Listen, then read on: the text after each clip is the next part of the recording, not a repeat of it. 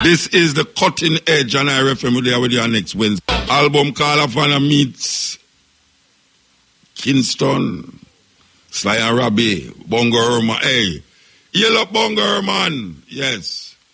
Big album this. Havana meet Kingston. You know, we just play a Takura.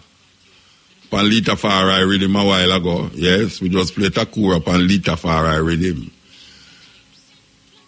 Takura the poet. Lita Farai, the dub master. Okay.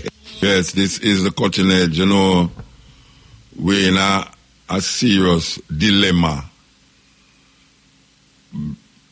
Even in this football time, you know, you can't say black people is traumatized. Yeah, well traumatized, believe you me, man. Believe you me. You know, I say it already, I'm going to say it again, you know. I can't watch these football match and have a political agenda behind me thinking, you know.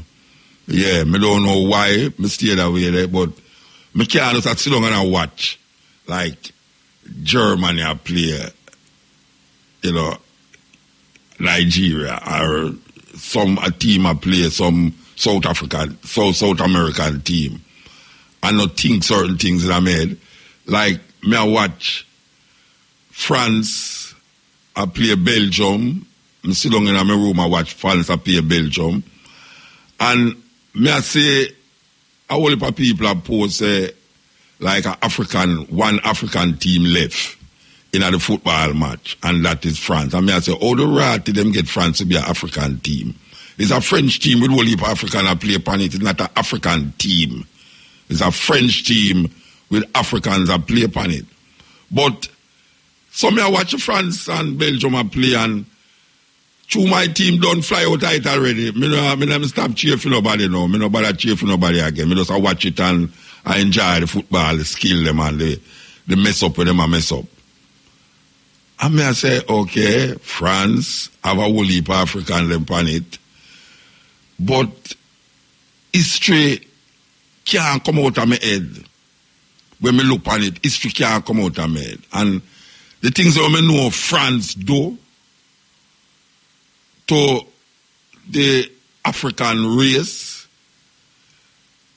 and what them do to Haiti, that Haiti have to pay reparation money to them, how much years in, and the whole heap of calamities where them take part in to destroy African civilization.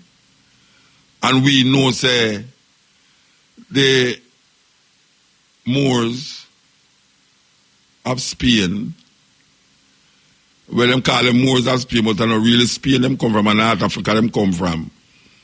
North Africa them come from and take on to themselves this Arab religion named Islam. And we see what Spain do to the world. And we see Belgium play France, and we hear people cheer for Belgium. But I understand the game of the thing and the game of the thing. But which part of my head they know, me can't just look on it as a game. Me have to look on the historical relevance of the whole situation we are going at. And when me remember King Leopold and what King Leopold do, worse than Hitler. You know, the Jews that are about 6 million Jews were dead in the Holocaust. King Leopold caused the death of over 13 million Africans, and they never got Africa yet.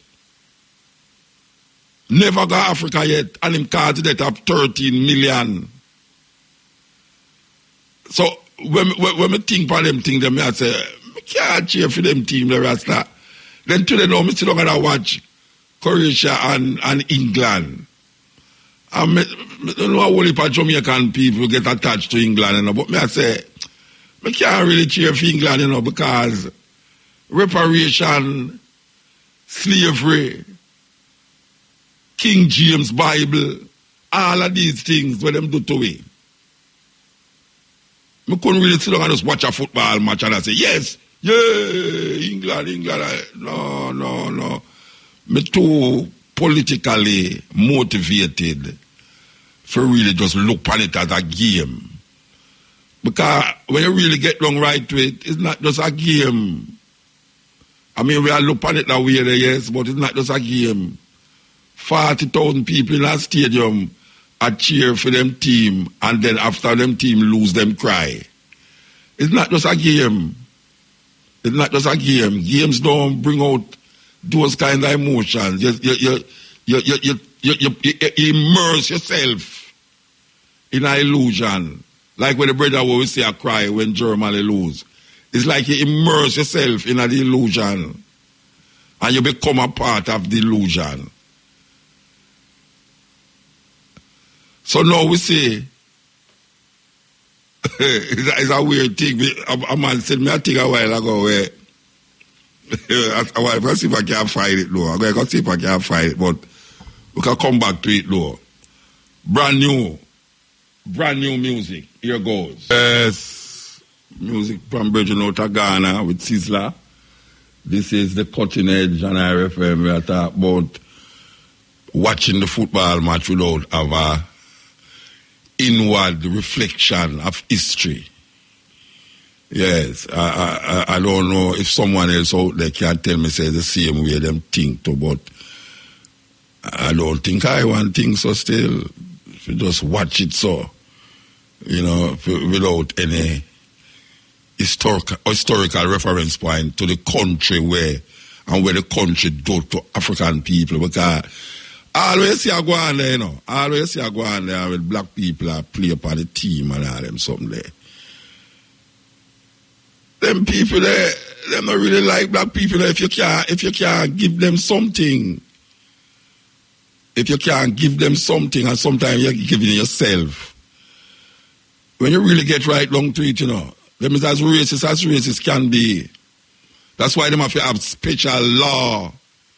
The FIFA people have to have special law about insult and racist slurs and racist argument amongst the footballers them. You can be excommunicated or you can be charged a lump sum of money for being racist in the football match.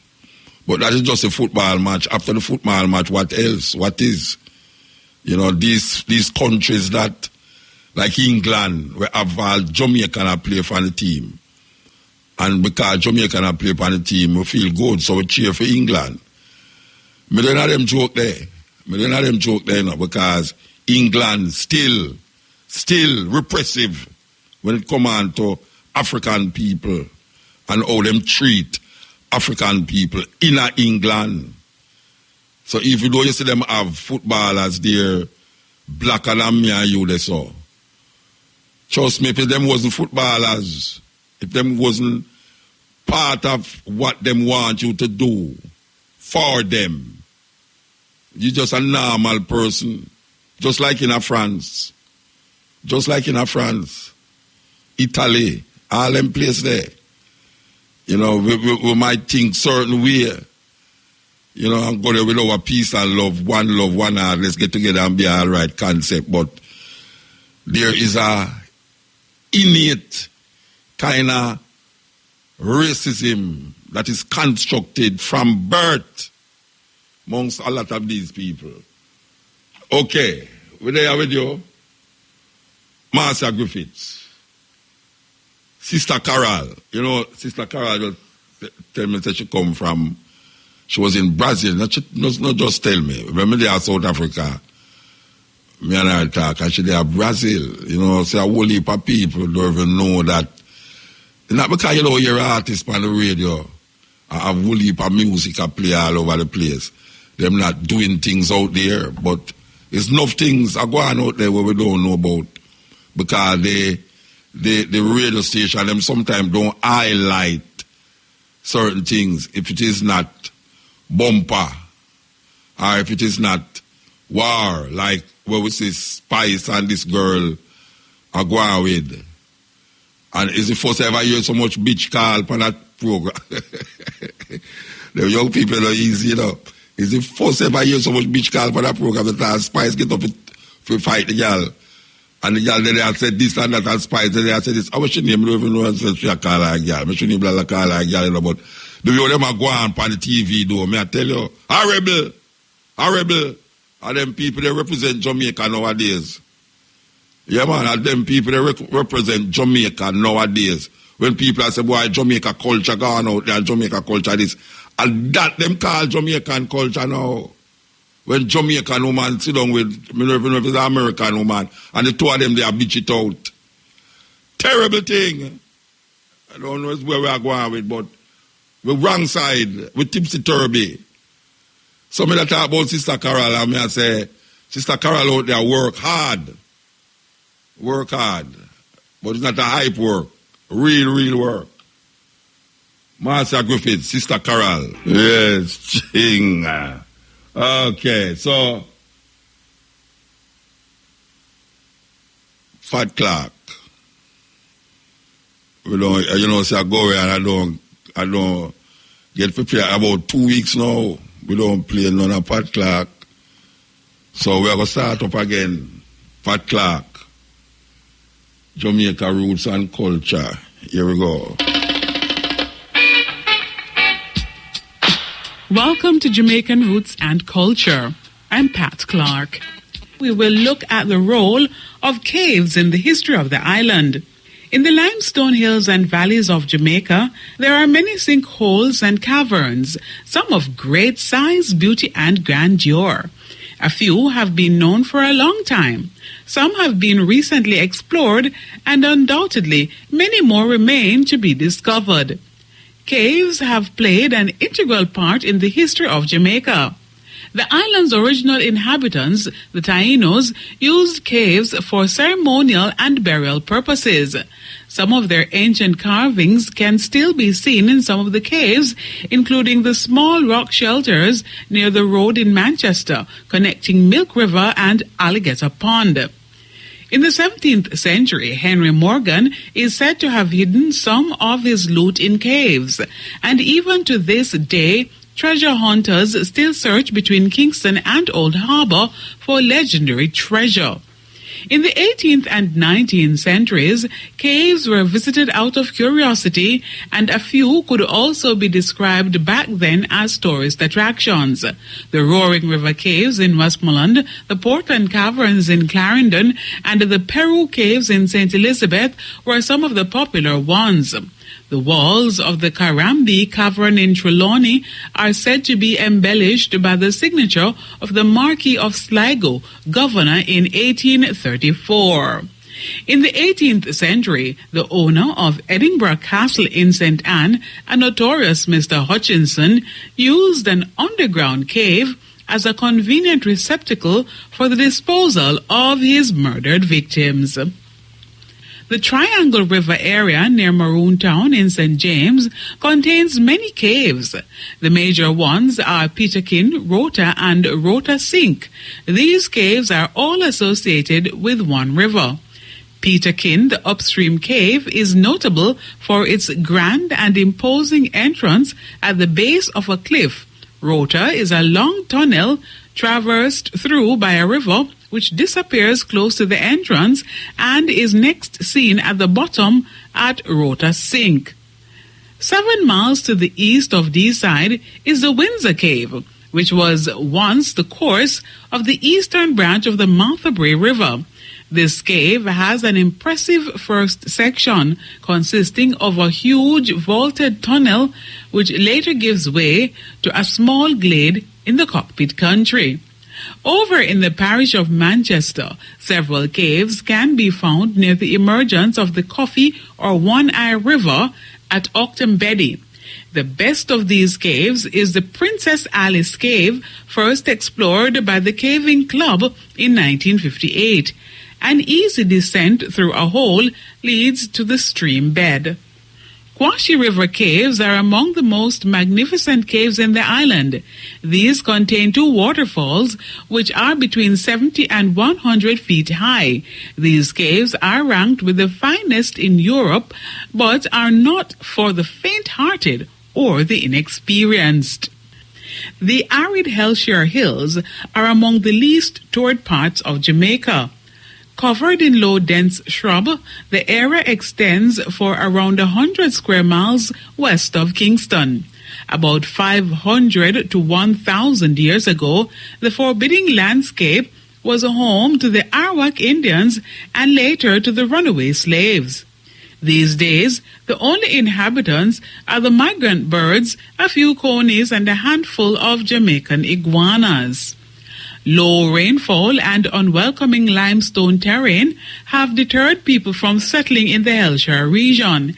Hellshire is not a bad place to hike if you're interested in seeing one of the island's genuine wilderness zones. But please don't try it on your own because it's easy to get lost on such a hike. The eastern edge of the Hellshire Hills is marked by a series of lovely coves and beaches. The road south through Portmore hits the coast beside the Great Salt Pond, an old Taino fishing pond, and continues to Fort Charles Beach. Beyond the beaches, the road leads south to the intriguing Two Sisters Cave. The caves came about as a result of ancient earthquakes in the area, which created subterranean chambers with streams trickling throughout them and a series of brackish pools. It formed a perfect hideaway for the island's Taino Indians long ago. Taino tools, hunting weapons, and pottery have been found in these chambers. There's also an ancient Arawak painting in the cave, which was placed there to ward off evil spirits. Some of Jamaica's caves are really intriguing. In fact, 2 zemis of historic value were found several years ago at a cave in Abuka. They form a direct link between the past and the present. So just think of it. The next time you step into a cave, it can be seen as a journey into the past. After all, you never know who might have entered the threshold long ago. And now to end Jamaican roots and culture, here is a wise quotation from the Black diaspora. The cost of liberty is less than the price of repression. W.E.B. Du Bois. For Jamaican Roots and Culture, I'm Pat Clark. So we see the different Caribbean islands come to Jamaica and have a big meeting down a Montego Bay. All of the so-called CARICOM leaders, with the Prime Minister of Jamaica being the chairperson this time around. Well, them talk and talk and talk. I know you not mention about reparations in them conversation. I know you not mention about reparation. And I know that a lot of the Commonwealth leaders was in England at that wedding. And they were there when Queen Elizabeth just come out and tell you who going to be the next person that the Governor General will represent under the crown. And there was no mention of reparation. And then we see that the Prime Minister of Jamaica, Saint Holness, went to Israel. And we don't hear nothing. It's like when our dearly beloved Sister P went to Ethiopia, and we don't hear nothing when them come forward of these trips. And the Prime Minister went to Israel and met the big officials, and we don't hear nothing about this devastation of the Palestinians' land and the occupying of Palestinian land. We don't hear nothing more about it. Nothing at all. So now we see that they are going to now South Africa. Invited to South Africa, where they are having this BRIC meeting. For those of you who don't know, the BRIC is a collaboration between Brazil, Russia, India, China, and now South Africa. Them call it BRICS.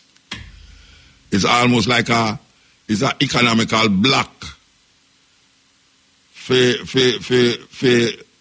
counter the European community. So these countries align themselves with China.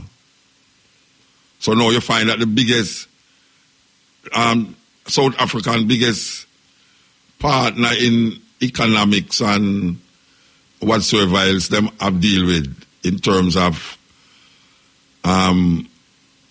development. Them now more linked to China now than America. We don't know if you swap Margadak for puppy, but you jump in a fire, jump out a frying pan and jump in a fryer. But that is what it is. It's what it is. It's what it is. So we say these countries align themselves with China and Russia. And it's almost like a counteraction to the American domination where that take place for years now. So they invite Jamaica to this conference. I don't know what they're going to talk about. I don't know if the Prime Minister have the guts or the balls to bring up certain conversation with these people, because it would appear to me that this Virginia people that talk about them need young mind and young this and young that. But I can tell you something now.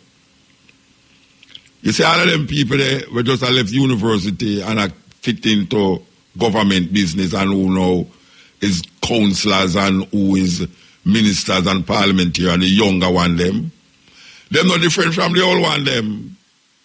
Because the same book, them go to university to go read, and them get the same training for come do the same thing. Them not doing nothing different. Because them mind is still set in the same coat and tie, jacket and tie, house slave mentality. That is where them get caught up in. So if you know the men look young and chirpy, when you get right down to in relationship to them governance is the same thing. And you can't see that with this man wholeness. In born after independence. I think in born after independence. But I don't see him do nothing different from where the other crazy people them did do. I don't say them do nothing different.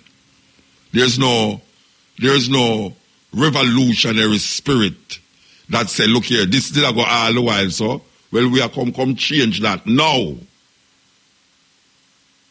And we are emphasize the African peoples, considering that the country is majority African.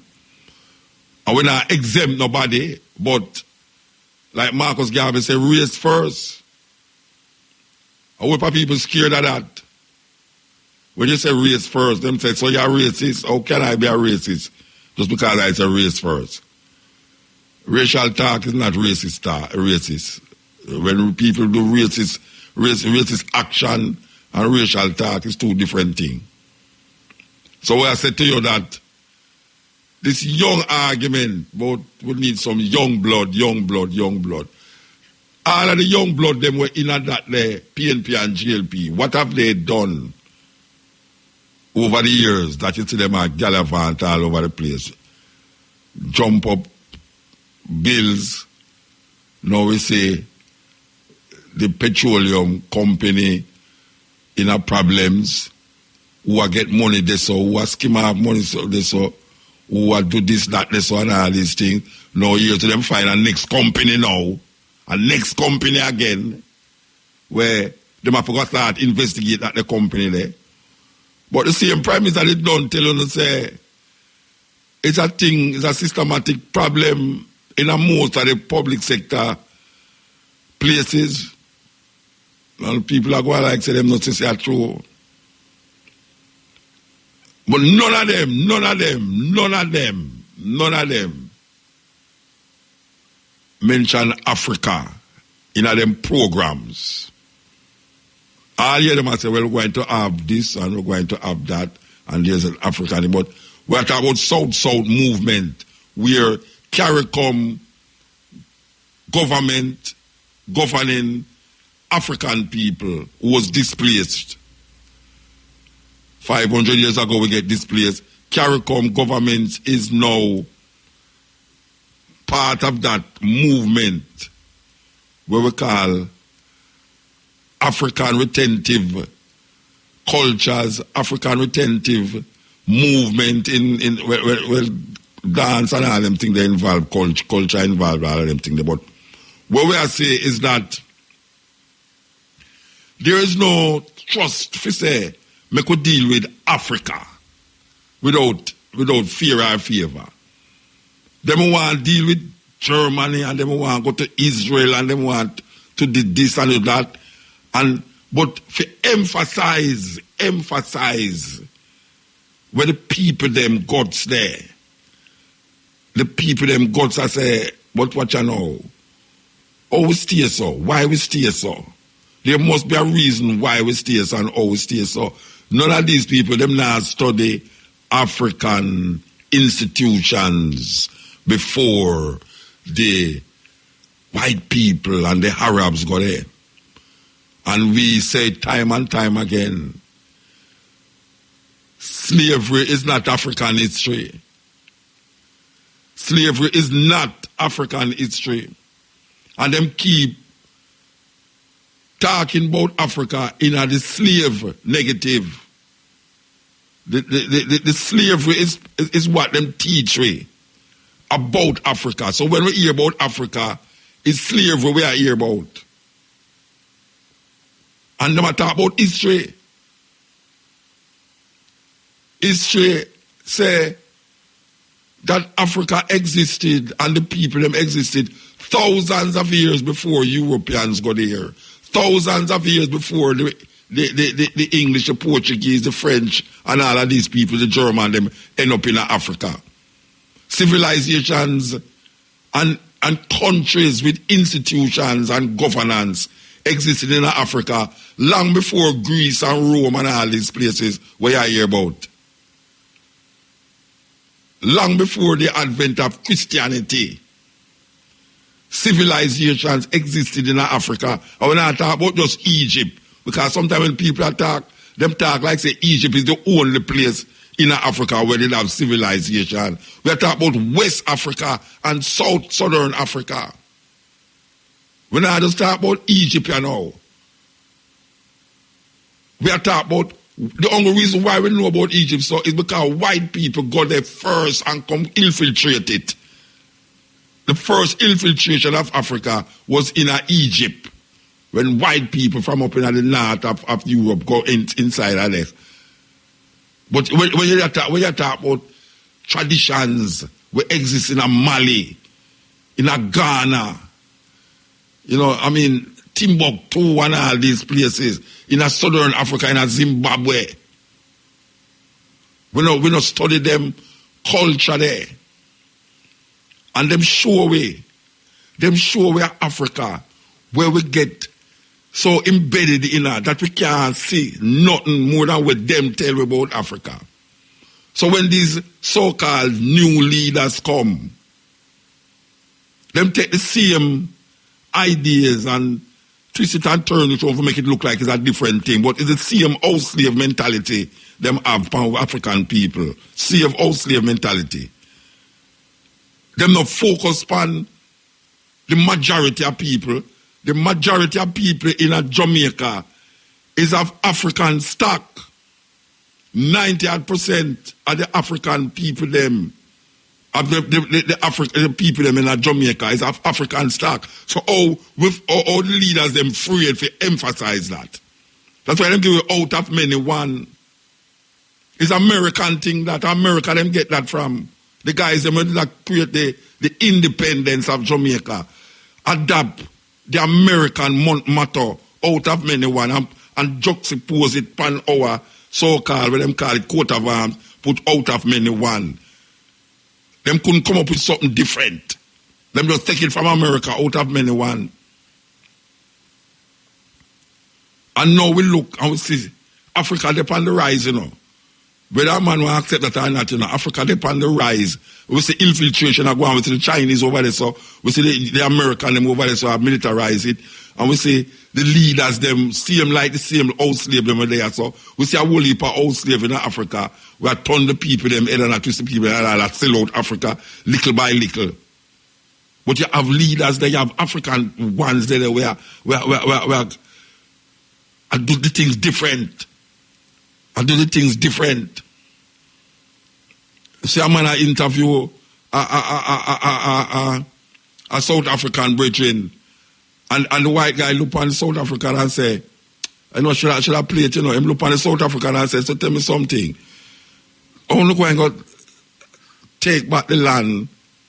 How it go? Because they decide they want to take back the land because Mandela never do it. And you have a set of ones, people are cussed from them longer time. But because them uphold Mandela so much, those voices was drowned out. Them drowned out them voices. So we say, you can't have true freedom unless you have the land. Land is the basis of power. If you don't have no land, you don't have any power. For the man look on this bridge and ask him about the land where them say them are going to take back. Or them could have got to take back land. If them are going to bite. Them say, oh, you mean, I'm going to find the tape and play it. Anyway, I'm going to find it and play it. This is the cutting edge on RFM. You know, it's like I say hip-hop, you can't say dancehall music. And if you listen to the words which she talk, you can't just move it from the hip-hop to the dancehall. The irony of what she say is that we see now the sister them on television are call one another bitch. Amazing. It's amazing. That she did talk about hip-hop male artists.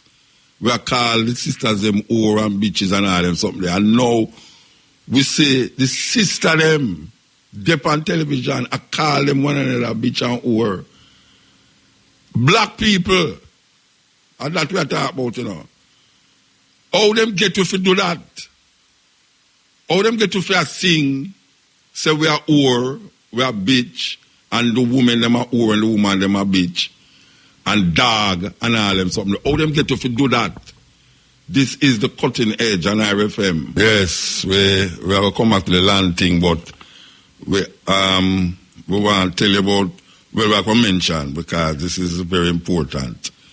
At least to we, given that there's so much reggae happening outside of Jamaica, that we feel good for know say someone or someone's cling on it to the point where them can really elevate it into a big festivals. And we have big reggae festivals still happening here. The two main ones we know about we're gone in January, is Rebel Salute, and this one now, Reggae Some Fest. But we see that Joe kind of gone higher now. Him gone with both from the 15th to the 22nd, one whole a week of activities. It's not, and some of them are all free. Yes, so we were here with Joe have to say, as it relates to this, because we see him have a symposium. I don't know if he want to admit it still, you know. Last year, when we talked to him, we have him in the studio, yeah. And we'll tell him, say, if he must try and get Damien. And we see him have Damien now. And also, we did mention about symposiums, because we know that is part of the whole thing of reggae. Reggae is not just the music. It's a culture, and it comes from understanding the culture of the people. We don't want to be like the politicians them who don't understand the culture of the people. See, so when we say reggae festival, it must include something that is not musical but relate to the music itself. So we see him include a symposium here, and we really feel good for know that. So we have him here. We're going to make him tell you about where we're going with this year, Reggae Sumfest. Okay, Muta. This is Reggae Sumfest 2018, and we're marking the third year as owner, but only our second year really at the helm. 2017 was monumental in terms of development and setting the transformation from a local show with a sprinkle of foreign acts to a reggae dancehall festival employing reggae dancehall talent. This event was dubbed as Our Music, Our Festival, and we achieved record-breaking attendance. 2018, we have expanded our program to 8 days from July 15 to 22, upping the standard to the levels of the International Festival and at the same time holding Jamaican cultural roots. To achieve this, we have added 2 new programs, one being the Symposium, held at the Convention Center Friday, July 20 from 9 a.m. to 5 p.m. It'll involve an exhibition, workshops, and various presenters, including Roger Steffens, Pat Machino, and Copeland Forbes. There'll also be, by invitation only, the Inspire Awards, taking place at Iberio Star Hotel Thursday, July 19, a red carpet celebration to honor 8 individuals for various contributions to the industry and the community. On Sunday, July 15th, Colorfest Beach Party at Tropical Bliss Beach will continue in its second year. Hosted by Noah Powa and Yannick the Kirby Diva. Music by Team Shella, Jigga and Crazy Neil. And just confirmed performance by Lali. A few cabanas are still available. On Monday, July 16th, Reggae Sumfest will introduce a new attraction called Street Dance. This dance will include various establishments offering food and drink at street side, and it all takes place on the newly regenerated Hip Strip in Montego Bay. Key selectors Noah Powen from New York and Team Shella from JA will play, and possibly invited artists will drop a tune or two. This will be free to the public? Yes, free and for the public. Muta. Yeah, hold on. You know, the street dance thing is very interesting. There's a street dance, as you know, or anybody know, is something where it's part of the whole musical experience. We cannot rule out Raytown. We are going for 30 odd years now. We cannot rule out when they have on Red Hills Road, you know, and in its own little way, it developed into really something of an experience. We cannot forget Passa Passa down at Tivoli on Spanish Town Road, where we examine dance to its core. So when we look on this now, we say include a street dance, which is free. That's very interesting. The street dance, free street dance, and that going up on the strip, the strip, Montego Bay. I really want to go to the Clash. It's the Clash I want to go. I never, you know, say I welcome the Jabra crew. Turn me on to Clash, you know. Yeah. Anyway, we could make him go and talk about the lineup here. After we are going for the whole week. It's another gesture from Reggae Sumfest in support of hashtag We Love Mo Bay. Tuesday, July 17th, the all-white party at Pier 1 will return the all-white dress-up to the festival, where the ladies always look great and the guys enjoying the night with dreams for a big surprise. Wednesday, July 18th, is the famous Blitz party with a new twist.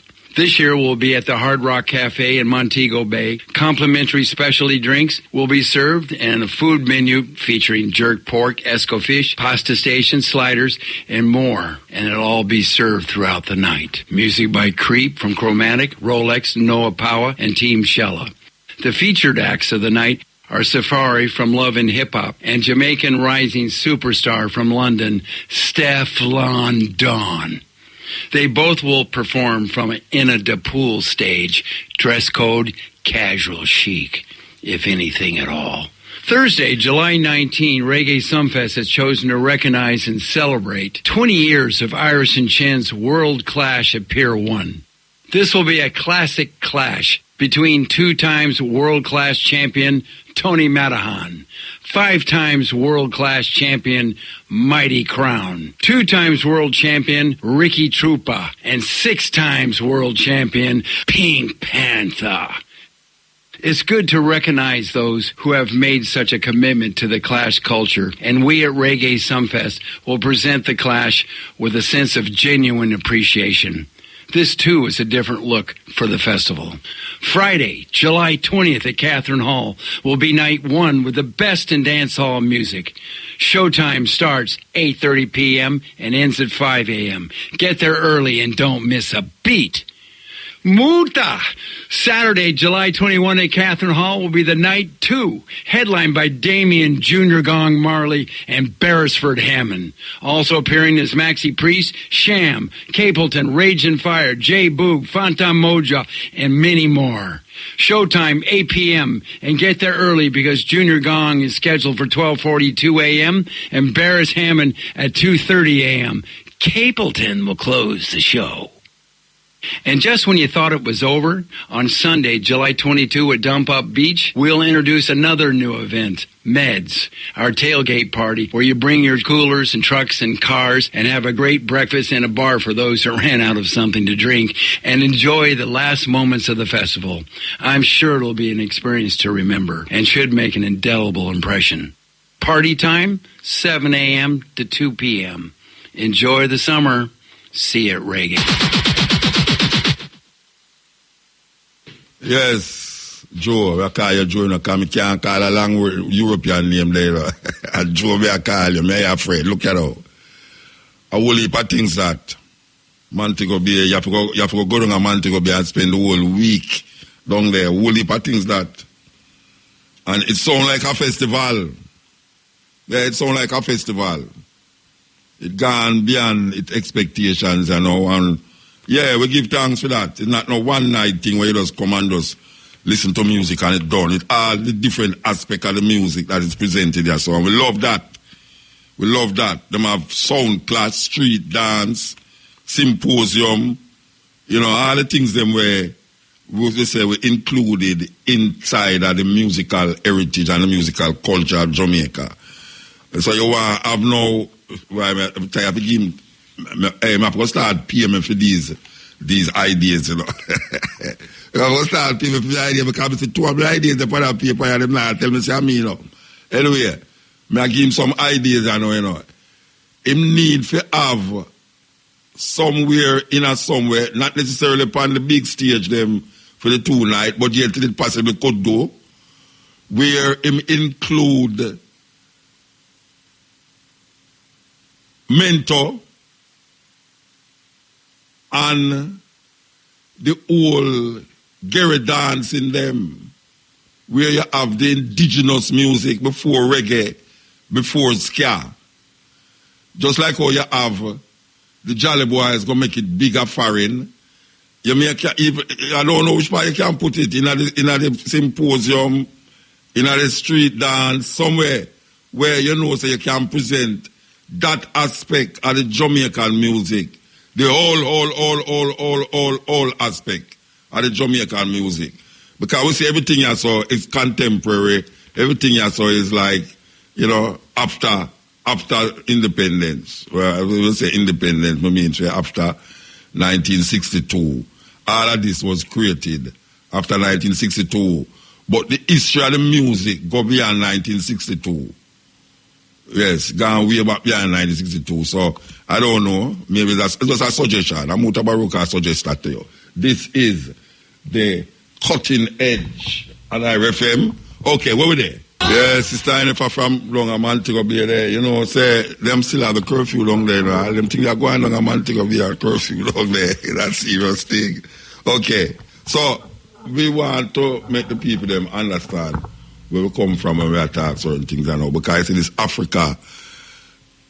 Africa is on the move, whether you want to believe it or not. And because we're there, so we get so claustrophobic inside of the Western media. We tend not to get our, give thanks to those who depend on social media in a certain way. Because sometimes even the social media make the thing worse because certain things we have filtered away come from some sources where it's not credible. And we have to understand that. It's not everything where man put. We see a serious thing happen on social media as it come on to China. And we not take up for them. But we see a barrage of things, negative things about food where people come from China, this way come from China, where you must do this to China until they, is an American propaganda. I want you to understand that. A whole heap of them Chinese things about the Chinese, they might do this and the Chinese, they might do that. It's American propaganda. Especially now with Donald Trump there, we are leak out against certain things and now we are put on tariff 25% on this. I start a trade war in the world and now we could have worse than a gun and bayonet war. The way the man has said it and now we think same thing like start a war with bomb and thing, but you must start a war, economical war. You understand? So we have to watch how we are get the media, but the African perspective is very important to the scheme of the thing. We don't want to get involved in a world war where we don't have nothing to do with. And then them call it world war. You see, because when Africa in our problems and dilemmas, we don't hear about it to that unless it's Ebola and this and all them something around rampant in Africa. I hear some so-called tribal war start. You know, see it. But one of the ones them know and understand say some terrible things are going on in Africa. Terrible things. I would sidetrack that because we're not living in no illusion. But we tell you, say, some serious things are going on in Africa as it relates to advancement and progress. That's why you know that. That's why you know that. This is the cutting edge. The time is 12 o'clock. Drink all Tommy Gigila. You have to come again. We have to talk the tongue. Tommy Gigila. Yes. Don't want no gun. And the man said we don't want no guns, you know. Too much killing. Yeah, so we just tell you a while ago about this land thing where so we have to find the clip. So, yeah, so we say we have to find the clip. And I think we find the clip. Now listen to this. When I tell you say things are going, I seriously tell you say things are going. I want you to listen to this clip here. How presumptuous these people can be. Presumptuous is the highest level, at the highest level. That's why I say now, watching the football match, I can't just watch it and just see it as a game, just a game. I can't just watch it like that. So I want to listen to this brethren interview, the South African brethren. I don't remember where, I forgot to find him name too, you know, yes. Here we go. Just taking land from someone is theft. No more, no less. So he believes you can't, no matter how bad the injustices were in the past, you can't fix it by grabbing. Just taking land from someone is theft. No more, no less. So he believes you can't, no matter how, just taking land from someone is theft. Just taking land from someone is theft. No more, no less. So he believes you can't, no matter how bad the injustices were in the past, you can't fix it by grabbing. And that is madness. How does taking my car, which you stole from you, become a theft? Mm-hmm. You steal my car, I come and take it. I find it, I take it. In Terra's mind, that is theft. I mean, that is insane. We're not stealing anything. We're taking what is rightfully ours. But I'm not taking my car and leaving you stranded. I give you a ride. This is my car, I'm taking it. Without compensation? How are you getting a ride? No, I'm giving you a ride. We're driving together. Right. I won't leave you here stranded. Right. Yes. Why should I compensate a criminal? You steal my car, you want money from me to buy it. You're committing more crime by wanting me to buy from you. Because that was one of the fundamental things in 94, which was, okay, we press reset from Madiba. White people, you've been born into privilege, but you don't bear the sins of your forefathers. Let's work together. You contest that. Hey, Chief, I was not there in 1994. I was not there when Madiba clinched deals with those people. Right. If there is any commitment Mandela made with them and then we are going against it, they must go to Mandela. We don't owe them anything. We have no agreement with them. Nothing. And we are not bound by Mandela's resolutions at all. We are not bound by the decisions taken in the negotiations. We are not there. We are here now. And we are going to chart a way forward and determine our own destiny. Madiba did what he had to do. The conditions then maybe were not favorable for him to do what we are doing now. And we are not Mandela. I think people get that very clear. We're not Mandela, and we're not going to do Mandela things here. We're doing our own thing now. And this will benefit our children. We are so uncompromising about that. We've compromised for far too long. And what is even worse is that those who are in possession of the land are refusing to release it. REFM, thought-provoking, always smoking, lyrics like a bazooka. You are listening to Mutabaruka. Just taking land from someone is theft. No more, no less. So he believes you can't, no matter how bad the injustices were in the past, you can't fix it by grabbing. And that is madness. How does taking my car, which you stole from you, become a theft? Mm-hmm. You steal my car, I come and take it. I find it, I take it. In terror's mind, that is theft. I mean, that is insane. We're not stealing anything. We're taking what is rightfully ours. But I'm not taking my car and leaving you stranded. I give you a ride. This is my car, I'm taking it. Without compensation? How are you getting a ride? No, I'm giving you a ride. We're driving together. Right. I won't leave you here stranded. Right. Yes. Why should I compensate a criminal? You steal my car, you want money from me to buy it. You're committing more crime by wanting me to buy from you. Because that was one of the fundamental things in 94, which was, okay, we press reset from Madiba. White people, you've been born into privilege, but you don't bear the sins of your forefathers. Let's work together. You contest that. Hey, Chief, I was not there in 1994. I was not there when Madiba clinched deals with those people. Right. If there is any commitment Mandela made with them and then we are going against it, they must go to Mandela. We don't owe them anything. We have no agreement with them. Nothing. And we are not bound by Mandela's resolutions at all. We are not bound by the decisions taken in the negotiations. We are not there. We are here now. And we are going to chart a way forward and determine our own destiny. Madiba did what he had to do. The conditions then maybe were not favorable for him to do what we are doing now. And we are not Mandela. I think people should get that very clear. We are not Mandela, and we are not going to do Mandela things here. We are doing our own thing now. And this will benefit our children. We are so uncompromising about that. We have compromised for far too long. And what is even worse is that those who are in possession of the land are refusing to release it. Thought-provoking, always smoking, lyrics like a bazooka. You are listening to Mutabaruka. Hey, African people have to wake up, you know. African people have to wake up. Imagine a man take away your land, thief your land, put you in a prison, lock you up, discriminate against you. And then you come back for your land and tell you, say, oh, you're going to solve something by taking away land. And that simple thing, if a man thief your car, and you go back for your car, or you can't call that thief. That's not a thief. I come for my car. So I come for my land now. I know business where you are Mandela did plan. I know business where you are Mandela did plan. Right now we are dealing with, we don't have the land, we don't take away land, and we don't have the land there. 88% of the land in South Africa belong to white people. We don't have the land there.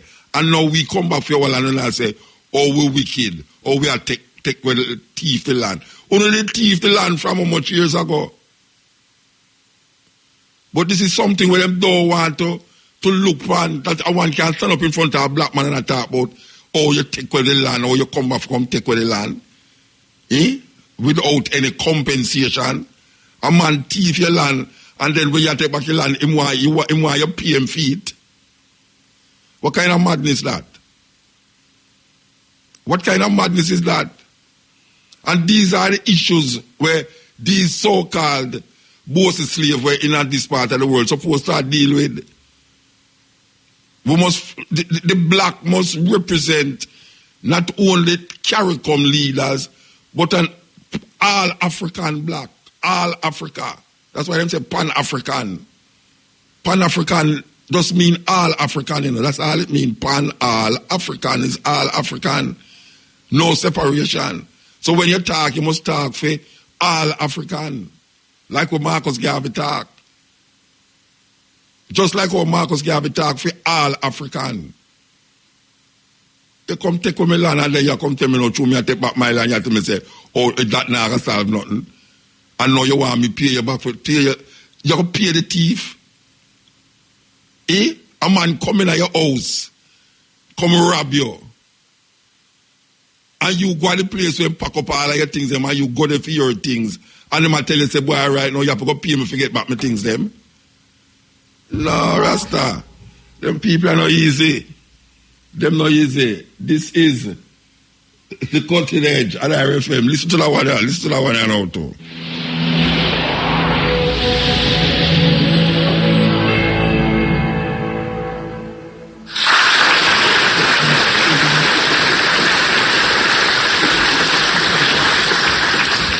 President and gentlemen, ladies of the House, I, standing here with 8 minutes in my hands and at this venerable and rather magnificent institution, I was going to assure you that I belong to the Henry VIII School of Public Speaking, that as Henry VIII said to his wives, I shall not keep you long.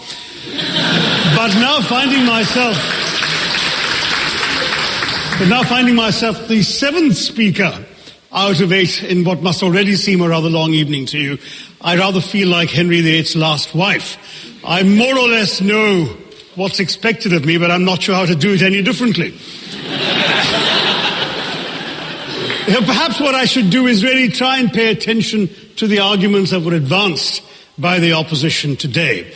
We had, for example, Sir Richard Ottaway suggesting, challenging the very idea that it could be argued that the economic situation of the colonies was actually worsened by the experience of British colonialism. Well, I stand to offer you the Indian example, Sir Richard. India's share of the world economy when Britain arrived on its shores was 23%. By the time the British left, it was down to below 4%. Why? Simply because India had been governed for the benefit of Britain. Britain's rise for 200 years was financed by its depredations in India. In fact, Britain's industrial revolution was actually premised upon the deindustrialization of India. The handloom weavers, for example, famed across the world, whose products were exported around the world, Britain came right in. There were actually these weavers making fine muslin, light as woven air, it was said. And Britain came right in, smashed their thumbs, broke their looms, imposed tariffs and duties on their cloth and products, and started, of course, taking the raw materials from India and shipping back manufactured cloth, flooding the world's markets with what became the products of the dark and satanic mills of Victorian England. That meant that the weavers in India became beggars, and India went from being a world-famous exporter of finished cloth into an importer. Went from having 27% of world trade to less than 2%. Meanwhile, colonialists like Robert Clive bought their rotten boroughs in England on the proceeds of their loot in India, while taking the Hindi word loot into their dictionaries as well as their habits.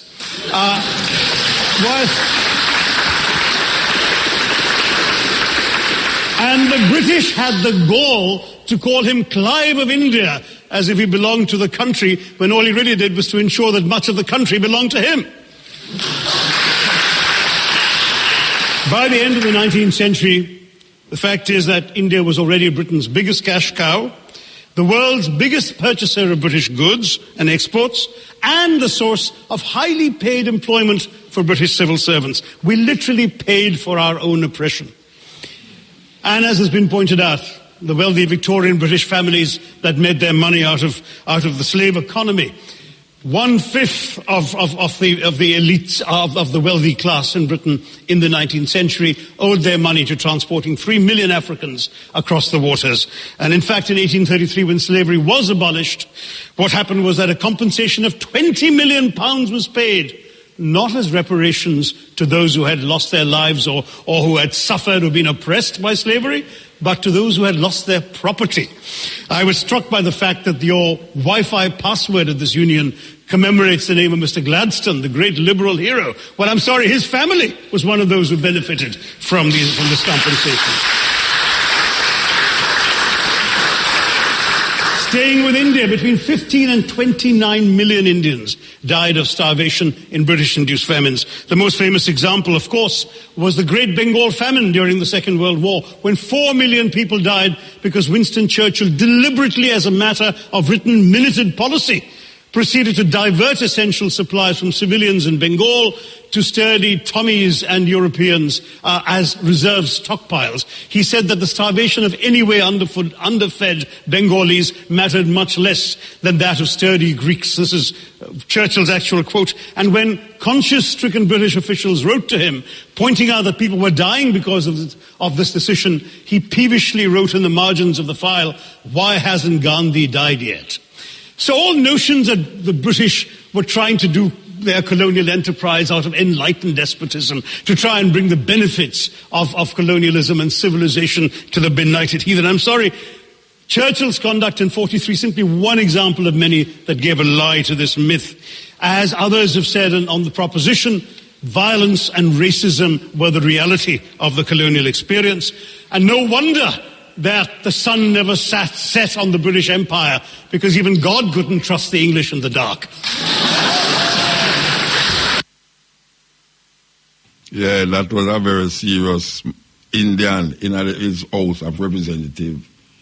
So, very important. People are wake up. People is waking up. It's slow, but it's sure.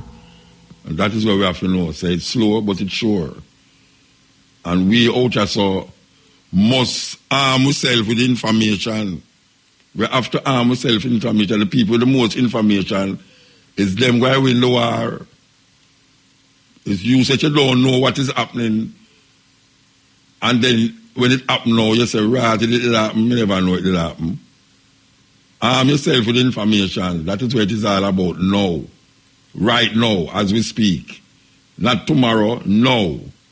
We have to arm ourselves with information. Because everybody else is informed. Everybody else know them history. Everybody know what them supposed to do now. And everybody know what them do now will affect what them do tomorrow. Only we, as African people, seem to be closing the door upon ourselves. Closing the door upon itself. We are using the entrance door for exit. Terrible. Terrible. Tell you that we won't be broadcasting from the studio tomorrow, or a little more, 2 o'clock. We will be in Portland. We'll be in Portland broadcasting the Stepping Razor. So, for the people in Portland, we'll be there, you understand? From 2 to 6 o'clock. 5:45 to be precise. So, we won't be here in the studio. Portland, here we come with the program. Okay, here we go. We want to take some phone call. Operator, there's a new operator. Depend where again, 2 new operator I see tonight, you know. One gone before 10 and now this one, I don't know what's your name. I want you come in and come give me her name, you know. Operator, I don't know your name. I'm going to make up a name for you. I'm going to call you Eardo. I'm going to call you Eardo. Okay. All right. So, meanwhile, we are waiting for the call. Changa. Hey, this is just a tune that, you know. The person will tell you exactly where I'm doing. If you want a boot, him go in the jungle for that and make him own boot. If you want a pants, him go in the jungle and go make him own pants. Him now wear Babylon things. Rastafari, panel levels. May I tell you? Rastafari, panel levels. All them things away make Rasta be Rasta. See some man just come twist it round now. All them locks, them just twist round. Sir. Cutting edge. Yell. Yes, Muta. Blessed man. Greetings. Yeah, man. The name man is Omar Ryan, you know, from out of St. Thomas, you know. From out of St. Thomas, okay. Yeah. How are you, man? Yeah, I'm good, you know. Yeah, it's been a while to touch base with the program, you know. And let me say. Yeah, man, and really, I listen to the videos, the audio clips just now with the virgin them from South Africa and India. And I really been paying attention to coming out of Zimbabwe and other places of Africa, South Africa, with African leaders developing the kind of confidence that we're not seeing around here with Caribbean leaders, you know? Yeah. And, and I just think the reason why is because it was the level of enslavement and colonialism in the Caribbean versus that of Africa, you know? because it was really around from 1885 to 1915, from the Berlin Conference with Otto von Bismarck, that the Europeans really started to colonize Africa in a full-scale way until they almost colonized the entire Africa outside of Ethiopia, you know? And that was like 100 and odd years now, you know? But enslavement happened around here for like 400 years, so to me, the traumatic effects that our leaders have, because to me, a lot of times I'm odd, you know, well, when I look at the kind of timid behavior of our politicians, you know, they're making grand, what I would say, policies like land redistribution. Yeah. Because after enslavement, black people are getting land in the Muta. Watch out, 1/3 of Jamaican population is seen as squatters. Jamaica is 2.7 million. That word shouldn't even echo to the work of black people and African people put out in this country and the blood will bleed. Yeah. Terrible. You know? Terrible. You know? So it's a serious, one would say now, action on people like me and you know. Yeah, I do it long time on the radio, but you like me, you know, we are come up in the struggle and others. A serious sense of relearning amongst ourselves and really education amongst the youth them same way for kind of develop a sense of confidence to step out there and change the conditions for ourselves, you know? Yeah. Well, you have to just go on the way though and see how far you can carry it go, you know? Without yeah, man, fear it's serious and favor. times, you know? Yeah, man, it's serious times. I just encourage the youth them to just seek knowledge still and seek what is them purpose still, because without you understanding what is the purpose, sometimes you have a loss, you know? Yeah, and then when seeking that purpose, you have to understand who you are as an individual and as a collective, as an African. Yeah. Enough we can tell who we grandfather and who great-grandfather is enough for sure how lost we be. When we can't even look in our family genealogy and trace the thing them, you know? Yeah. Yeah, Brethren, give thanks, Brethren. No, anyway, digital just me know so me have 1 minute left on the caller. You know? All right. And thing. Never leave me number with the operator. I would like to talk to the eye outside of the ear, you know? All right. Yeah, leave it to her, yes. Yeah, man. Give thanks. Rastafari. Give thanks. Yell. Blessed. Blessed love Muta. All right. Yeah, man. How you do, man? Yeah, man. Yeah, man. I programming at night, you know? Give thanks. Yeah, man. My live on area now. Eh? Yeah, man. My live on area now. Yeah, man. Up on here, man. Yeah, man. Yeah, man. Well, them start the festive season for World Cup, so you know the cutting edge. Why you name the cutting edge? You touch all topics and all important issues we are going in the human vibration and what are going on Earth. So it's awesome. Because the cutting edge is not just a one program perspective. It touch all perspectives to uplift the human, you know. Sure. So first we are gonna say they say a game. Enough people don't understand the level of a game. Well, me go expound my interpretation. What is a game? A game is winning or losing. A game is a thing that's set for win or lose. Now, anybody were in a game, no matter what game, football, boxing, running, every contestant or every team that enter the game, pray to God Almighty, or then pray to the Most High. For win. And one lose. And watch this now. The two teams, them, you know, pray now. and team win. Then them, God ordained it away there. Yeah, like the other one never did pray. Them ball. So that means God make the team lose. A joke business, man. It's terrible. It's like when people actually say, God won't give you more than you can bear.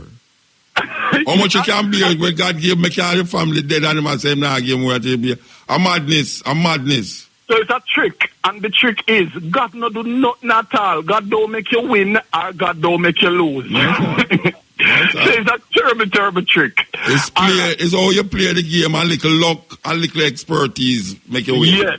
Yes, God don't have nothing to do with it. But people put God in every little hanky-panky and foolishness. Yes. God not deal with that.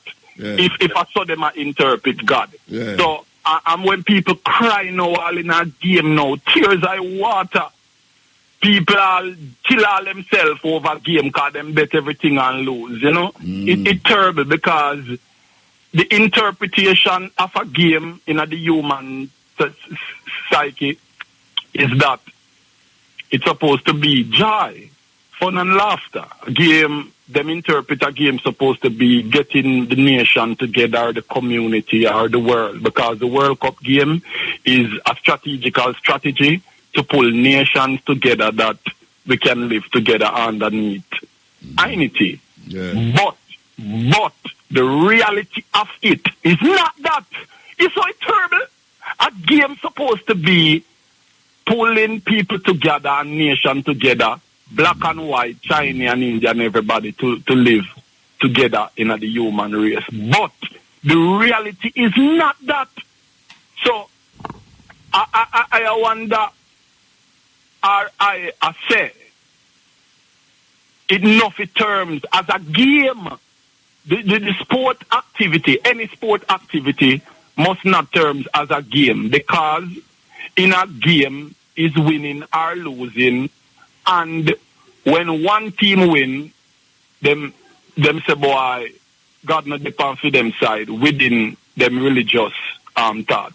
Now we are going to touch a perspective on the World Cup, since as always the festive season. Now all of the people them, because me and Muta say Brazil, and me I tell you, me I say Brazil too.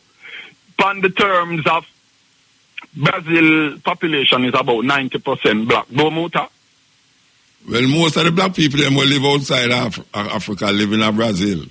Yeah, and most of the black people them will have to run away from some country where they kill them off. Brazil them come. Yeah. So I don't know if I have the knowledge or you have the knowledge of it, but it never reflect the eye memory. You know the saying that say how they created football game. You can expound on that little. No, me no know. They have a saying that says the game created off a black man head with them chop off. Yeah, me didn't hear about that. Yeah, me really didn't hear about it for true. But and them a kick the black man head all around, you know, in a stadium, and people was laughing and I hear about that. I want to do some form of research and well, you do the research, no man, and come tell me, man, why you tell me go to school for, man? And you bring it up, man, you bring the research, you go do the research and tell me, man. Yeah, but through the stepping razor, no, true nothing, man. Wait, no, man, you are the stepping razor too, you know. Yeah, that is true. Yeah, so you go do some research and cut the head, said we with it, just like how you talk now. Let's go do some research and come back, come tell me. And tell me which part you get the research from. All right, I love that because it's supposed to be Muta supposed to educate the nation. Also, the nation can also give Muta some tips to educate the nation. You can't give me something for educate the nation too. I love that. Yeah, no. I'm not gonna stay long. But you stay long already. I just want to sing. And you not talk about yourself why me don't like you already. No man. Let me tell you this. Let me tell you this. Watch you about to do it now. Watch you about pile it up now. Mutabaruka is I, World King, also known as Sabatooth, also known as I Prosperity. I am Mutabaruka, number one. Let me ask you a question. Yo. Aye. Hello, let me ask you a question. The three names them you give me a while ago, you see? Plus the name where they pay your passport. Why you have so much name, brethren? Well, you don't know. All right. Me don't know. Me ask you. All right. Now I'll tell you now. Yeah. Because I have a birth name that gives me. Yeah, me know about the birth name, but when I say you talk other three names when they pay your birth certificate, now they know it. So why you have three different names? All right. I'm going to tell you why I have different name now. It's because of way I call it now, the evolvement. I evolve in a positive way. So meaning that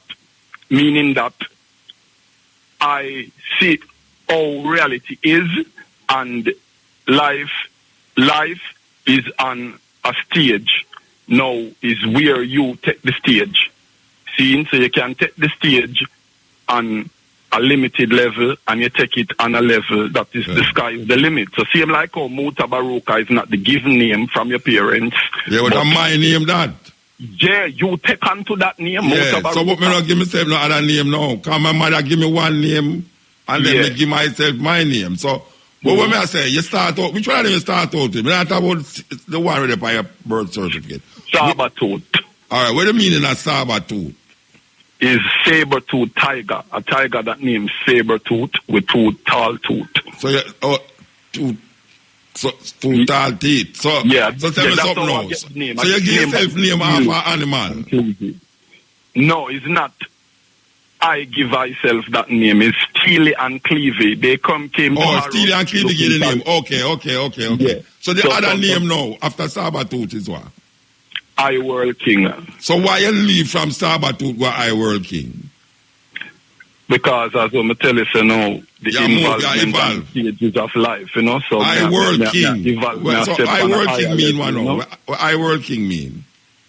I World King just mean in a sense of I World King mean in a sense of a name that I take on to because I see where the human race need that authentic love and that authenticness.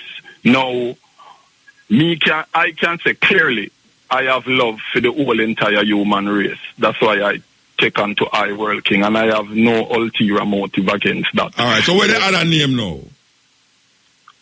I Prosperity.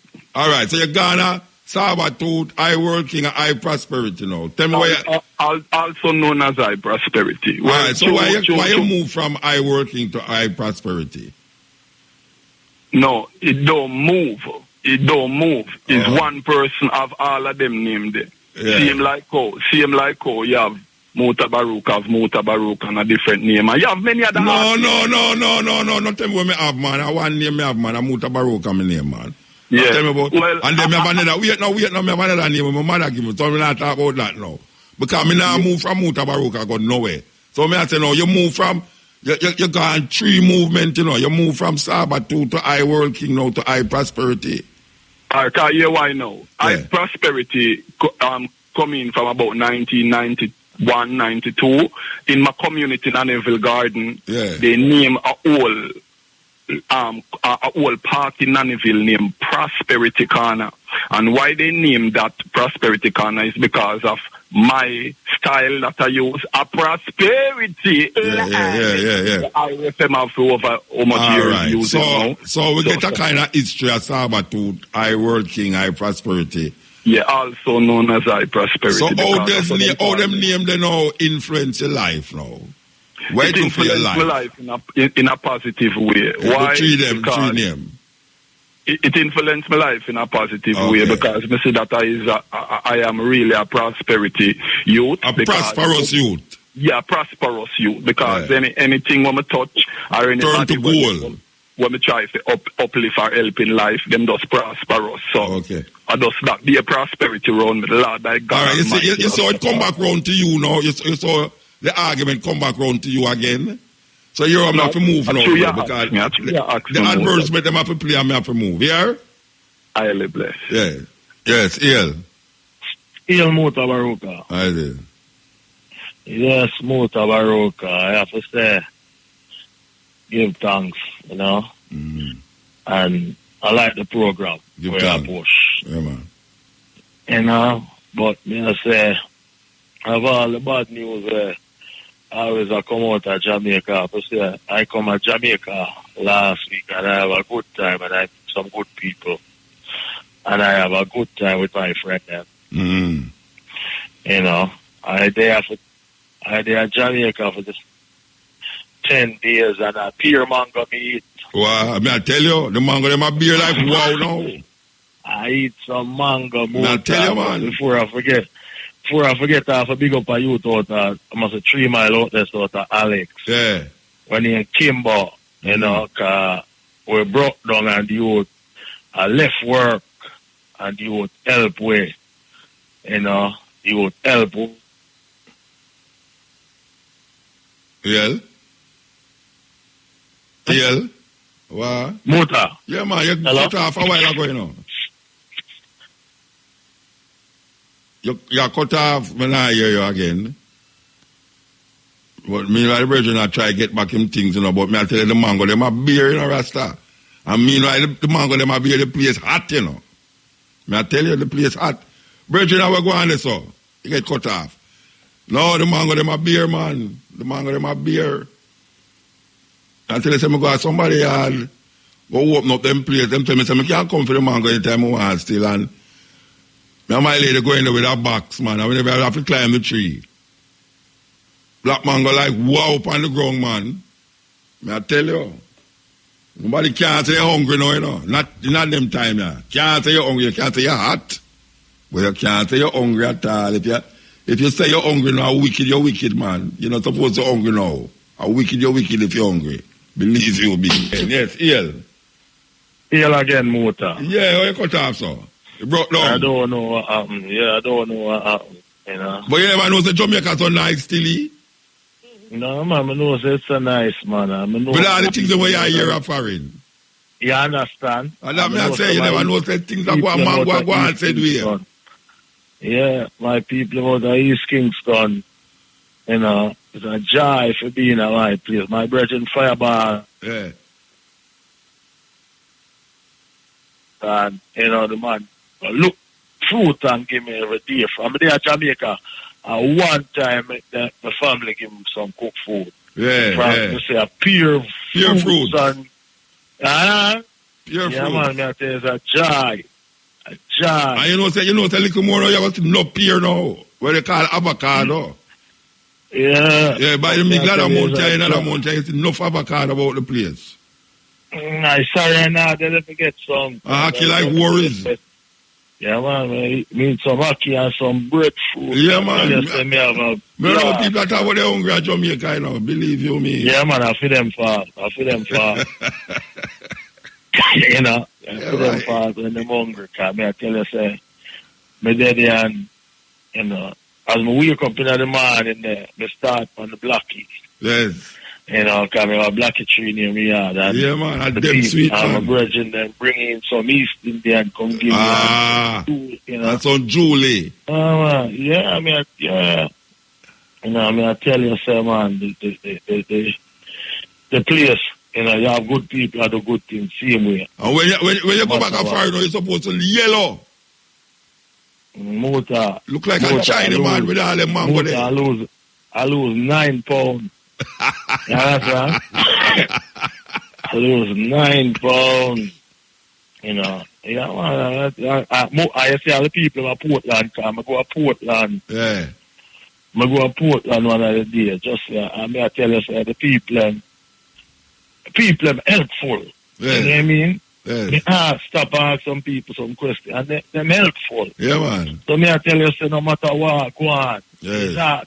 There's more good people out there that go on good thing and willing to do good more thing. good than bad out there, man.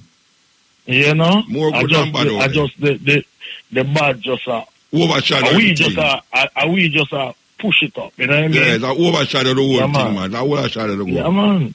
Yeah, man, because I tell you, say, you know, but when all the vehicle broke down, I will go, walk from over there, so go to Winnie Park, and a virgin just see me and offer me for carry back over there, so. So, me I tell you, say, it's a good, me have a joy. Yes. Give thanks for hear that, man. Give thanks for hear that. Yeah, man, I mean, a joy, man. You know, and the thing in my little place there, so, but you see a thing when we see what we can work for. Gone again. Bridging gone again, you know. Yeah. You're serious. Bridging gone again. Anyway, we give thanks still. Give thanks. Because that bridging we call regular. I'm glad all the bridging come experience some of the mango them in Jamaica, you know, me I tell you, man, the mango them nice like a yeah, eat that half dozen East Indian mango now, you know, and nothing feed for the rest of the day, you know. Me I tell you, you know, me can't see how man, hey, me see some man, it's a serious thing. Me see some man have some long hooky stick with a little bag pan it, like, you know, when you hook the mango, it drop in the bag. Me I drive that day and me see a bridge with a long one on a bicycle and hunt mango on the roadside, you know. Because you know, see the mango them are grown now. The people, them mango just hang over the side of them gate, you know, side of them fence, so they can just turn up outside. And when me realize the first time people used to run you from mango tree, you know, them not run you again, you know. All them until they just pick some and make sure they then get some too. So the man them walk on them long stick. But, brethren, if you not get mango so half of the tree, them you can't tell the mango them so dear though, you know. A wicked or no wicked too. You not go and work on the politician them, man. On the thief mango and then I come tell it dearer than how it's supposed to say. I'm going to tell one Eastern mango for $200 and all the madness there. A joke business. A joke business, man. And a thief, you thief it. I mean, you see all them corruption them involved in, and me buy thief in mango. Me buy thief in mango. About thief mango, me don't ask him no question. Who you thief that from? Me don't ask him, I buy it from, me want it. Anyway, continent, Eel. Eel again, Muta. What go on your phone, man? I don't know enough. Your phone go work better when you're there foreign, man. So no foreign with them, man. I reach back at my yard, man. You gone back? Yeah, man. Reach back at my yard. You serious? Yeah. But me have a blast. But you see a little thing more, the people them kind of normalize the nastiness, you know. I got me notice. Yeah, man, the nastiness. The people normalize the nastiness. Yeah. The leadership. And then me notice the people them do some work on the road out of my way and I dust up the whole, I dust up the people them. So a couple months, you know, I feel 6 people out there. Yeah. With all kind of cool. And then we don't see progress. All asthma. Yeah. Me see the same work I go on, but them wet up uptown. And the water truck now come through our area. Them wet up downtown. Them wet up uptown. Yeah. Yeah, that me notice. I tell you. Yeah, man, me notice it. I can't say the world will live, man. But and I think when me see where we can make the place better. And it's a thing when me used to do when me younger there at Jamaica. We have to bridge the gap with the youth. Then we have to talk to the youth them, and we have to involve the youth them in what we do. You understand? Cause you see, when me I come up as a bigger man in my early 20s and so, and me I play ball, me ever have a licky youth for ever have some licky youth for me. And at them time there, the reason why me I do it was because we could have talked to the youth them and the youth them listen. Yeah, but we always a winter. We used to have some little evening bar where we play 5-a-side, but scrimmage. Never have 3 little youth on my side. Cause them listen. You know what I mean? Yeah. And me never do it out of nothing. Say me understand nothing. But now me come back and me say, you realize what go on. Me realize like even some of the same youth them now when me have under my wing. If them a play, them never bring no licky youth. You know? So the other day them have a little competition down there. Some of the licky youth them couldn't afford to enter a team. You know? And me just have to say anything we do, we have to just try and get the youth them involved. We always have to blame the youth them, but we have to try with the youth them. Yeah. You know what I mean? Yeah, man, we have to try with the youth them. Yeah, man. You know, anything we do, we have to bring in the youth them. But more time, we have a great time. And some great people there in Jamaica. Yeah, man. Yeah, that. Give thanks. Great people. Yeah, man. Big up yourself here, sir. Yeah. So you're not virgin about ice. Me just see them, you know, me and the work. Me just see them, you know. More time, me there eat things and I every day walk up. So I come to Jamaica, me put on a shirt.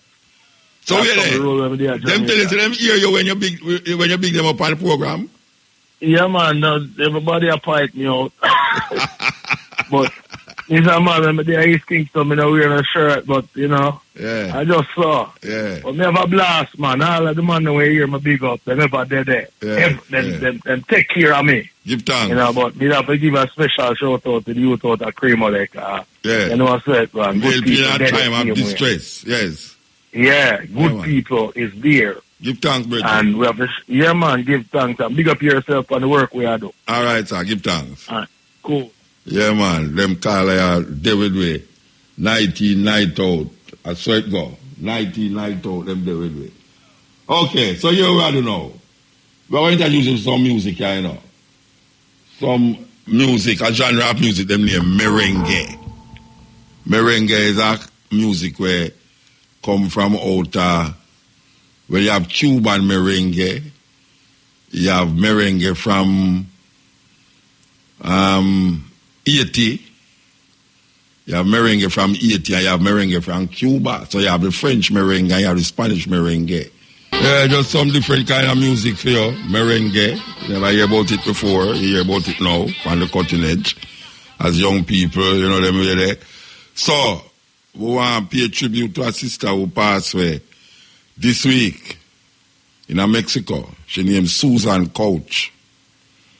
You know, Susan Couch is one of them sisters that were, you know, say, we're not on site yet. Yeah, Susan Couch is one of them sisters that were mostly involved with the lighter side of, you know, the music, cooler side of the music. You know, jazz and these things, but she dabbled in a reggae, she dabbled in a rock steady. When she passed away, she had cancer and she passed away. So I want to play a couple songs by Susan Couch, and I know so we have one with me and I do, yes, and she and Barry Samanto. So I'm going to try to see if I can find them and play them. The one with me and her and the one with me and Barry's. Ill. Rastafari, wait a second. Give cutting edge, yeah. Give thanks for life, give thanks for Rastafari, give thanks for the eye. Yeah, you know, there's a general, we used to, was a commandante really in Cuba, named Commandante Almeida. And we learned about him through working through aviation and traveling all over and working in that community. Virgin. You see, when I time when Cuba did go through a serious time in the 90s and all the 80s, him said something with you to tell the Jamaican government, you know, him tell Castro, yo, the need to have musical festivals in the country to kind of revive the people, enthusiasm and confidence. And the man was a merengue musician and salsa singer as well as being he was one of like the number 4 general black man. So when you hear all the merengue, they bring it to that level. Yeah, man. If you look at certain pictures with Fidel, he always just one that said, "Who the black man there?" That was always him, my elder brother. He was always there when the top generals. He was one of the number 4 and number 5 top generals. He was right there with Fidel all the time. Okay. You understand? As a matter of fact, him win one of the areas of Cuba that basically sealed the revolution. That's why he could have reached to that level. But anyway, he give the people music. And Fidel said, boy, he never believes that when I fail in country. And in the sense of he revived, he encouraged Fidel to revive the culture and love the people and to use the culture as a way of building confidence and building even our economy. You understand? Well, is that the Chinese Jamaica to, cultural revolution? Like we just said, cultural exchanges and stuff. But it's a top general. And when that show me, and you can see that throughout South America, all the music, black people push it, you know. Just like when you see black people gave America its music. It gave South America and gave Latin America its music too. And the Latin Americans then will tell you that. You understand? You know, once you buck up, once them draw some racist cards for you, and you buck them up, you see them draw and say, no, either their mother or their grandfather or uncle or a black man, or they're a draft for some black musician, and they show you, say, look, this is when we grew up to. We try to ease off the vibe that them falsely put out about racism and try to go on like them is, well, they are, because they are conquistadors. Latin America is made up of conquistadors, native Amerindians and Africans. And you fall on either you combine in all three or you fall on either of those three sides. That's the way the political thing, but it's amazing how the music, black people have just music. I remember one time you mentioned it. The government needs to have a whole heap of different stage show all around the country. Or cultural expression for the people. And that saved Cuba. And them talk about it all the time. But just hearing the music where you play, the people have know it's not like you play Spanish music. It's still black music you play as well. Black music I work with. Black music. Yeah, man. It's just that somehow we talk English depending on who colonize we. Depending on which white people colonize we. Some talk French. Some talk Spanish. Some talk Spanish. But that's South African them. South African them, brethren. South African them. I mean, when you meet the people from San Andres, and you hear them sing, and you hear them play the music, and them I explain to you, them originate a certain form of salsa, or merengue, or compa. And say, what? And then you San Andres, Colombia, and then you meet the people. Music. Oh my God, it's amazing. Guadalupe, Martinique, Rara. Amazing. Different kind of music. Give thanks, brethren. Give thanks. Yeah, man. Blessed love. Rastafari. Yes. I give thanks. Open up the thing. What you mean? What that today have to do? Open it up. So we're going to talk about Susan Coach, who passed away this week, from cancer. She passed away in Mexico. Good friend of mine. So here we go now. Susan. Yeah, man. May I tell you, the music, what you sing, sweet. Not what you call top 40 music in Jamaica, but relaxing and easy. You understand? We're going to play little more from this on the next program because we think it's very important to do it. Yes, because she has done a lot. Okay, so we're going to go back now and play some more of the merengue. Couple ones call me. I can hear say some big people say, boy, Muta, you make the radio sound different when you play those music, man. You make the place sound different. Well, is that what you have to do? Make the place sound different. So we're going to Yeti. Yeah, we're going to Yeti. Hey, a long time we have played them tune up on RFM, long time. From Mr. Young days we have played. El again, El Muta. Yes. El? Yeah, man. Muta. Yeah, man. A little thing when me forgot to talk about what I think was a big thing. I see some rat in a Port Antonio there. Yeah. I don't know if the authority are we right, but, it bother me. I see some big rat, and they just have a good time, and, see the people live around rat. But I just not remember. So I have to call back and push that. I think of yourself, Hezbollah, but that. You thanks. Yeah. Big music out of the Caribbean, I just say, it's not to go calypso and reggae and dancehall and them things that come from the Caribbean. You have other genre of music where right cross.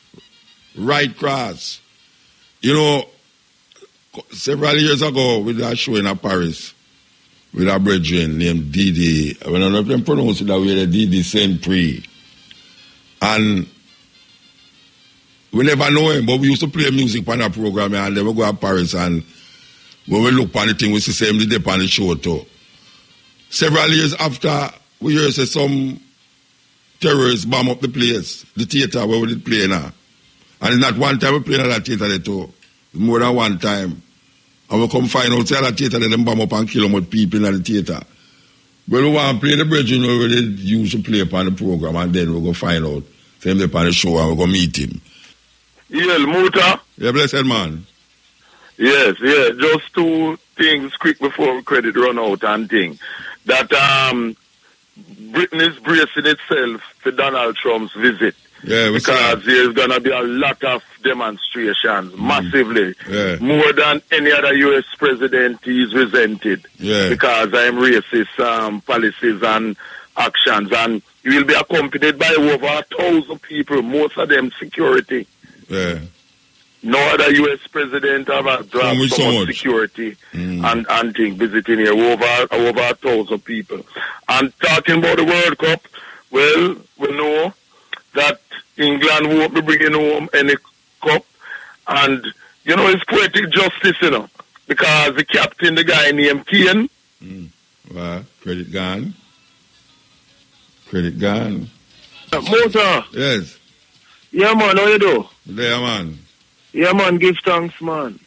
You know, sir, there are a couple of things that I want to touch. No couple not there that program. No, man, what I mean, me no mean going on a whole heap of details. Just touch them and go. Yeah. Quick and fast. Yeah. Now, one of them is that me have to remind you that you, Mutabaruka, is a national treasure. You have to remind me about that. You remind me about that. Yeah, me I remind you. Me I make you know. So we must think that in my head. So me a national treasure. Of course. Okay. You better make sure rivet it in your head as well as all the people used to say. Rivet it in your head so you're a national treasure. Now, me I listen to you from before me start get youth.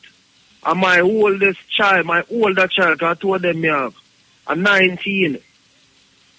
See? Uh-huh. And me remember when me come from work one evening, the ear when me a sag up for the cutting edge and you play a Bunny Whaler, right? Where Bunny Whaler talk about the music business with him and Bob and yeah. We know the album there. Yeah. You remember that something about Solomonic? Yeah, that history of the Whalers, like, yeah. Yeah, me I tell you, you see that there. Would I love you go back in the archives and play that, you know? Because me I tell you, say, me tape it on a cassette.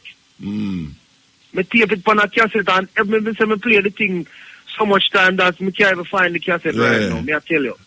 But that was one of the things them where me say, no man, this is money up on the radio, man. This is money, we can't. We are around for this money, we don't even know more, but we don't even know much more, we don't even know where you eat more time. Come here, you talk about thinking too. But where you want to know me for? Oh, you mean that we don't want to know that we can have a man like you where it's such a national treasure upon the radar in a Jamaica we have so much impact. We are drop eye drops in our people them eye, I wash up the people them heart, and I make them see they how open the world is, especially upon the African continent, because I know you're a man well traveled. And your level of intelligence is not normal. So me go into the next part of reasoning now. Yeah. Which me go ask you a question now. You believe, say, a person with a physically smaller head would have any issues with them thinking capabilities? The small head? Yeah, it's small head smaller, have nothing to do like with physically you can see, noticeable. No, small head have nothing to do with your thinking capabilities. You don't believe so? No, sir. All right, I'm going to tell you, say, me believe so. Okay, all right. No, I'm going to tell you why I believe so. So the bigger your head, the more intelligence you have? No, not necessarily. I'm going to just explain to you quickly why I think so. Now, the smaller head man don't necessarily have to be fool, you know. But him not entirely, him not a very smart fellow. And I want to say him, me talk about human being, because whether it be man or woman, if the head physically smaller, them it's like for some reason the brain not get that capacity there to develop because of the skull and the size. Yeah.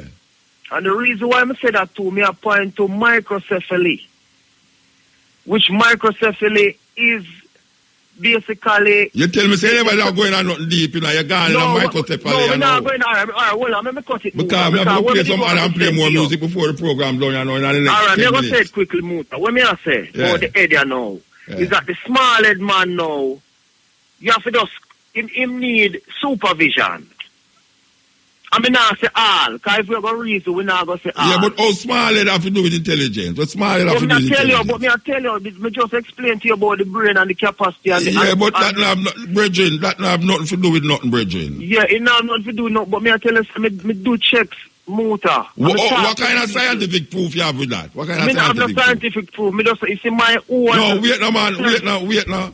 You must not lean on your own understanding. Yeah. A man must, you ever hear that saying? Don't lean on your own understanding. Right now, you lean by your own understanding. You don't have no scientific proof. No, me not have scientific proof. But your own little thinking. Me have some experience. The small head man and big head man. Yeah, I never find to the big head man now. But you have to me say true, the big head, so you have to me know you, brethren. Me can't continue this conversation because me have to play the advertisement before the program done. All right. When I say no, you call too late for talk about that. Yeah, but true. Seriously, but your little understanding. Just want to get it out. Yeah, but your little understanding cannot decide because a man have small head, him have less understanding. And remember, me I say it's not all now in the Muta. You use that as a mark. You use that as a mark. Yeah, but you see, based on my experience with it, your experience don't mean that's how it go. Your experience don't mean that's how it go. Just yeah, anyway, get a test run. We have to move. Me not test it. We have to move. Yeah, all right, here what I know. We give thanks. This is the cutting edge. Yes, we want to give thanks to the moment. We want to remind the people them that we will not be in the studio of Fire FM tomorrow for the Stepping Razor. We will be broadcasting live from Portland. Yes, Portland. You know, so we're going to journey from here, go over there. All right. So we give thanks to the moment, give thanks to the time. We are talking about the operator outside and she not come tell me her name, you know, so I will call her, I want to call her. All right. We see Matrix outside it too. We want to yell up Matrix mother, you know. Yes. We want to yell up me hungry.